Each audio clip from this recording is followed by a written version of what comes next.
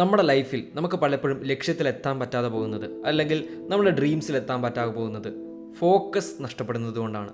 Focus എന്ന് പറയുന്നത് നമ്മുടെ ലൈഫിലെ ഏറ്റവും ഇമ്പോർട്ടൻ്റ് ആയിട്ടുള്ള ഫാക്ടേഴ്സിലൊന്നാണ്. അത് നമുക്ക് പ്രൊഡക്ടിവിറ്റിക്ക് ആണെങ്കിലും, നമ്മൾ ചെയ്യുന്ന കാര്യത്തിന് റിസൾട്ട് വരാനാണെങ്കിലും, നമ്മൾ ചെയ്യുന്ന കാര്യങ്ങൾ നന്നായിട്ട് ചെയ്യാനാണെങ്കിൽ പോലും നമുക്ക് നല്ല ഫോക്കസ് ആവശ്യമാണ്. ബ്രൂസ്ലിയുടെ ഒരു വാചകമുണ്ട്, the successful warrior is the average man with laser like focus. അദ്ദേഹം എന്തുകൊണ്ടാണ് ഇങ്ങനെ പറയുന്നത് എന്ന് ചിന്തിച്ചു കഴിഞ്ഞാൽ, ഒരു മനുഷ്യനെ ഓർഡിനറിയിൽ നിന്ന് എക്സ്ട്രാ ഓർഡിനറിയിലേക്ക്, അല്ലെങ്കിൽ ആവറേജിൽ നിന്ന് ബെസ്റ്റ് റിസൾട്ട്സ് കിട്ടുന്ന ഒരവസ്ഥയിലേക്ക് മാറ്റുന്നത് ഈ ഫോക്കസ് എന്ന് പറയുന്ന ഒരു കാര്യമാണ്. നമ്മൾ ഒരിക്കലും പ്രതീക്ഷിച്ചിട്ടില്ലാത്ത കാര്യങ്ങൾ നമുക്ക് ചെയ്യാൻ ഈ ഫോക്കസിലൂടെ നമുക്ക് പറ്റുമെന്നുള്ളതാണ്. ഫോക്കസ് നശിപ്പിക്കുന്ന ചില കാര്യങ്ങൾ നമ്മുടെ ലൈഫിൽ നിന്ന് ഫസ്റ്റ് നമ്മൾ മാറ്റണം. ഒന്നാമത്തെ കാര്യമാണ് ഡിസ്ട്രാക്ഷൻസ് പലതരത്തിലുണ്ട്. നമ്മുടെ മൊബൈൽ ഫോണാണ് ഏറ്റവും വലിയ ഡിസ്ട്രാക്ഷൻസിലൊന്ന്. മൊബൈൽ ഫോണിൽ നോട്ടിഫിക്കേഷൻസ് വരുമ്പോഴോ അല്ലെങ്കിൽ മൊബൈൽ ഫോൺ കാണുമ്പോൾ പോലും നമ്മുടെ മൈൻഡ് പെട്ടെന്ന് ഡിസ്ട്രാക്റ്റഡ് ആവും. അതുകൊണ്ട് നമ്മൾ എന്തെങ്കിലും സീരിയസ് ആയിട്ട് ചെയ്യാനിരിക്കുമ്പോഴോ വർക്ക് ചെയ്യാനിരിക്കുമ്പോഴോ പഠിക്കുമ്പോഴോ ഒക്കെ നമ്മുടെ മൊബൈൽ ഫോൺ മറ്റൊരു മുറിയിലേക്ക് മാറ്റി വയ്ക്കുക, അല്ലെങ്കിൽ നമ്മുടെ മുമ്പിൽ പെടാത്ത രീതിയിൽ മാറ്റി വയ്ക്കുക എന്നുള്ളതാണ്.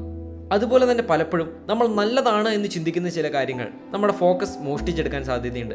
ചില വിവരങ്ങൾ, അല്ലെങ്കിൽ ചില ഇൻഫർമേഷൻസ്, അല്ലെങ്കിൽ ചില നല്ല കാര്യങ്ങൾ നമ്മൾ ചെയ്യേണ്ട കാര്യത്തിൽ നിന്ന് നമ്മുടെ ഫോക്കസ് എടുത്തു മാറ്റും. നമ്മുടെ ഏറ്റവും ഇമ്പോർട്ടൻ്റ് ആയിട്ടുള്ള ടാസ്കിനെ, അല്ലെങ്കിൽ നമ്മളിപ്പോൾ ചെയ്തുകൊണ്ടിരിക്കുന്ന ഒരു കാര്യത്തിൽ നിന്ന് നമ്മുടെ ശ്രദ്ധ മാറ്റുന്ന എല്ലാം സത്യത്തിൽ ഒരു ഡിസ്ട്രാക്ഷൻ തന്നെയാണ്. നമ്മുടെ ഇമ്പോർട്ടൻ്റ് ആയിട്ടുള്ള കാര്യത്തിൽ മാത്രം നമ്മൾ ഫോക്കസ് ചെയ്യാൻ ശ്രമിക്കുക എന്നുള്ളതാണ്.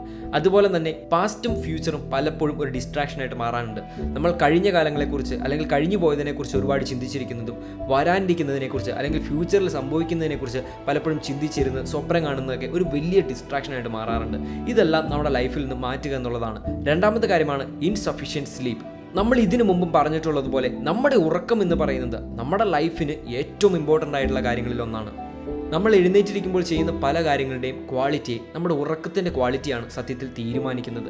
സ്റ്റഡീസിൽ നമുക്ക് പലപ്പോഴും മനസ്സിലാക്കാൻ പറ്റുന്നത്, ഉറക്കത്തിൻ്റെ കുറവ് മൂലം നമ്മുടെ മൈൻഡിൻ്റെ അലേർട്ടായിട്ടിരിക്കാനുള്ള കഴിവ് കുറയും, നമ്മുടെ ചിന്തിക്കുന്നതിൻ്റെ സ്പീഡ് സ്ലോ ഡൗൺ ചെയ്യും, അതുപോലെ നമ്മുടെ കോൺസെൻട്രേഷൻ കുറയും. ഇതിൻ്റെ കാരണം എന്താണെന്ന് വെച്ച് കഴിഞ്ഞാൽ, നമ്മുടെ ഉറക്കത്തിൽ നമ്മുടെ ബ്രെയിൻ ചെയ്യുന്ന പല കാര്യങ്ങളും നമ്മുടെ കോൺസെൻട്രേഷൻ ഇമ്പ്രൂവ് ചെയ്യാൻ വേണ്ടിയിട്ടുള്ളതാണ്.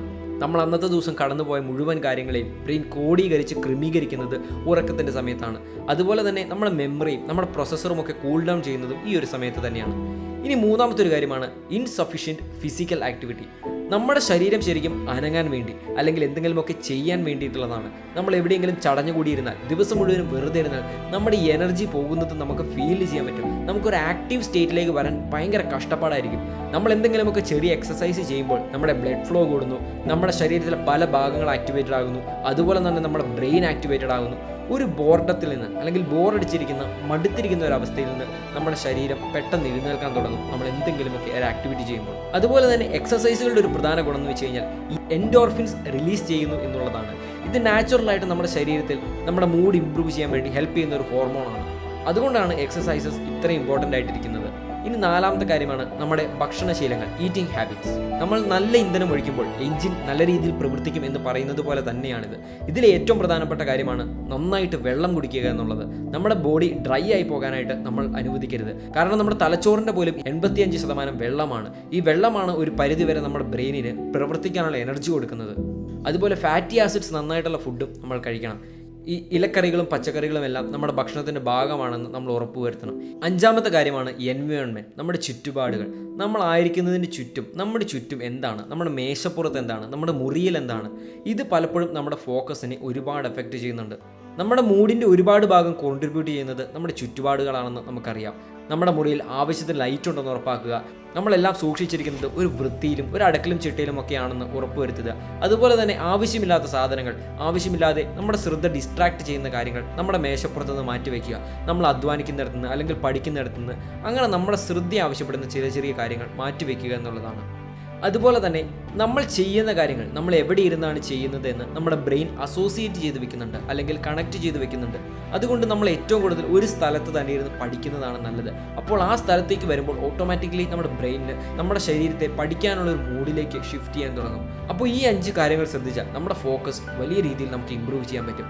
അപ്പോൾ നമ്മുടെ ഫോക്കസ് കളയുന്ന ഈ ചെറിയ കാര്യങ്ങൾ നമ്മുടെ ജീവിതത്തിൽ നിന്ന് മാറ്റാനായിട്ട് നമുക്കൊന്ന് ട്രൈ ചെയ്യാം. ഒന്നാമത്തെ കാര്യം ഡിസ്ട്രാക്ഷൻസ് ജീവിതത്തിൽ നിന്ന് മാറ്റുക. രണ്ടാമത്തെ കാര്യം ഇൻസഫിഷ്യൻറ്റ് സ്ലീപ്പ്, നമ്മുടെ ജീവിതത്തിലേക്ക് നല്ല ക്വാളിറ്റിയുള്ള ഉറക്കം കൊണ്ടുവരിക. മൂന്നാമത്തെ കാര്യം ഇൻസഫിഷ്യൻറ്റ് ഫിസിക്കൽ ആക്ടിവിറ്റി. നാലാമത്തെ കാര്യം നമ്മുടെ ഈറ്റിംഗ് ഹാബിറ്റ് ശരിയാക്കുക. അഞ്ചാമത്തെ കാര്യം create A good environment, inspiring.